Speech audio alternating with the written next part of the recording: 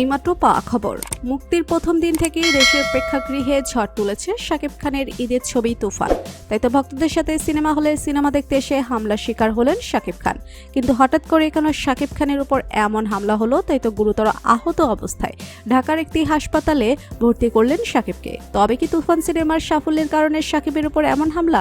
তাই তো এবার শাকিবের উপর হামলা নিয়ে একই বললেন মিঠুন চক্রবর্তী এবং জানালেন এটা খুবই দুঃখজনক ব্যাপার এবং শাকিব খুব বড় একজন সুপারস্টার।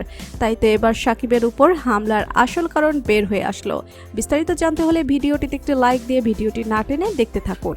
ইতিমধ্যে মিঠুন চক্রবর্তী ভারতে এক সাক্ষাৎকারে জানান, শাকিব যে দুই বাংলায় রাজ করছে তা বলার অপেক্ষা রাখে না, কেননা প্রত্যেক ঈদের শাকিব খানের সিনেমা ব্যবসা সফল, এবার তার ব্যতিক্রমী নয়। যেখানে দেবজিতের মতন সুপারস্টাররা শাকিবের পায়ের তলে এখন, সেখানে শাকিব তার নিজের গতিতে সামনের দিকে এগিয়ে চলেছে। তাই তো তার এমন সাফল্য কেউ মেনে নিতে পারছে না। তাই তো শাকিবের ওপর পরিকল্পিতভাবে হামলা করা হয়েছে, যাতে করে শাকিবকে ফিল্ম ইন্ডাস্ট্রি থেকে সরিয়ে দেওয়া যায়। কেননা শাকিব এখন অনেকের গলার কাটা হয়ে দাঁড়িয়েছে, যে কারণে শাকিব থাকলে তাদের সিনেমা ফিল্ম ইন্ডাস্ট্রিতে চলবে না। তাই তো ইতিমধ্যেই শাকিবের নিরাপত্তা নিশ্চিত করার কথা যেন মিঠুন চক্রবর্তী বলে।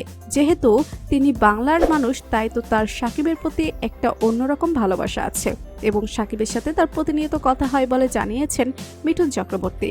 রায়হান রফি জানিয়েছেন, প্রথম সপ্তাহে 40 কোটি টাকা ক্রস কালেকশন হয়েছে তুফানের এবং 10 দিনে প্রায় 50 কোটি টাকার টিকিট বিক্রি হয়েছে। তাই তো এমন সফলতা কেউ দেখতে পারছে না বলে মনে করছেন মিঠুন চক্রবর্তী। তাই তো বর্তমান সময়ে শাকিবের উপর একের পর এক সমস্যা তৈরি হবে বলে মনে করছেন মিঠুন চক্রবর্তী। এদিকে ভিনদেশেও তুফান নিয়ে দর্শকদের আগ্রহ তুঙ্গে। দেশের মাটিতে ছবিটির সাফল্য দেখার পর এবার আন্তর্জাতিক অঙ্গনেও রেকর্ড গড়ার প্রস্তুতি নিচ্ছে ছবিটি। রায়হান রফি নির্মিত তুফান ইতোমধ্যে অস্ট্রেলিয়াতে বেশ সাড়া ফেলেছে। জানা যায় দেশটিতে মুক্তির 10 দিন আগে 2000-এরও বেশি টিকিট অগ্রিম বিক্রি হয়ে গেছে। এছাড়া তুফান দেখতে অস্ট্রেলিয়া ছাড়াও আরও 15টি দেশের দর্শকেরা অপেক্ষা করছেন। তাই তো বর্তমান সময়ে শাকিব খানের তুফান সিনেমার সাফল্য নিয়েই তার উপর হামলা হয়েছে বলে মনে করেন মিঠুন চক্রবর্তী।